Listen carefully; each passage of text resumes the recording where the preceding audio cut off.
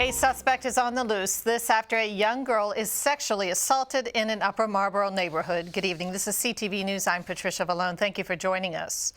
Well, Prince George's police say they need your help finding the man responsible for sexually assaulting a 7-year-old girl in Upper Marlboro this weekend. CTV's MIKEA Turner is standing by at the scene with details.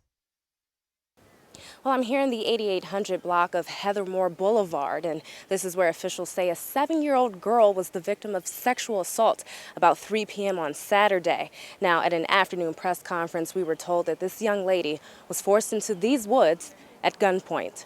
A 7-year-old girl was out playing in this neighborhood, riding scooters around this sidewalk. She was with friends. At some point, she decided to go off on her own, riding around this apartment complex. As she did so, a stranger approached her from the woods and threatened her at gunpoint to come with her.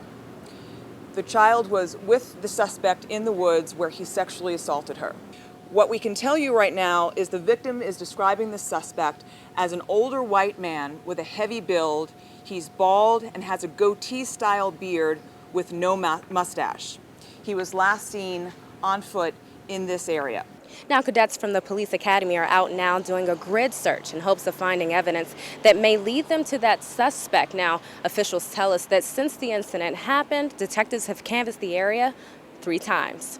In Upper Marlboro, I'm MIKEA Turner, CTV News. And anyone with information on this case is asked to call Crime Solvers. That number is 1-866-411-TIPS. In just 1 week, some new state laws will go into effect. One of the biggest measures has to do with the number of smoke detectors in your home. Denise Douglas explains.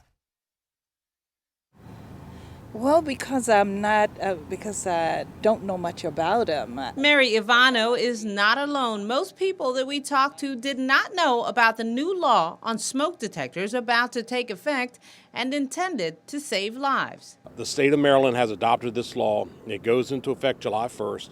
As Fire Department spokesman Mark Brady explains, the law requires that smoke alarms with a 10-year lithium battery be installed in all single-family homes.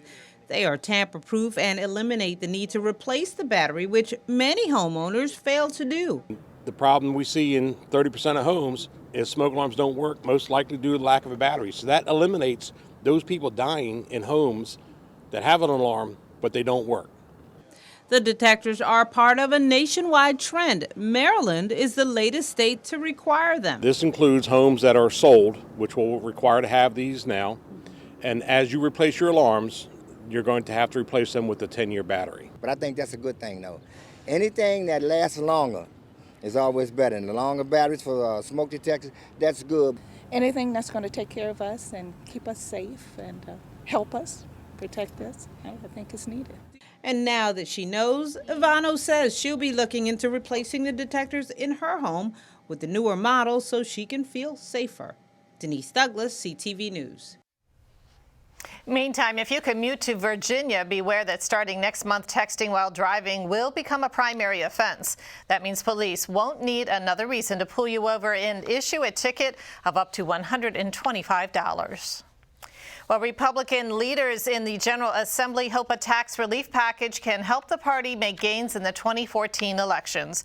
A new comprehensive relief package was discussed at the annual state GOP fundraiser dinner.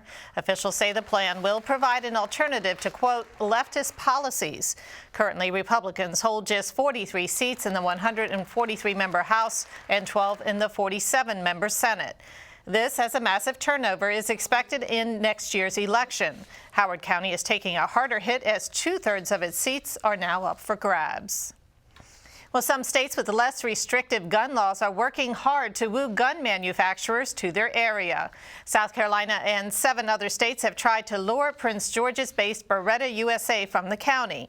This after the General Assembly passed a bill which forbids the sale of 45 types of assault weapons. Beretta says it will consider future expansions outside of Maryland. Another gun manufacturer, PTR Industries, has decided to move to South Carolina from Connecticut because of its gun laws. The National Rifle Association is dropping a lawsuit against Maryland State Police. The case was filed after some residents said it took months to obtain the firearms that they had purchased. The NRA says it is withdrawing the lawsuit only because state police have agreed to ensure that applications to buy a gun will be processed within 7 days as required by Maryland law.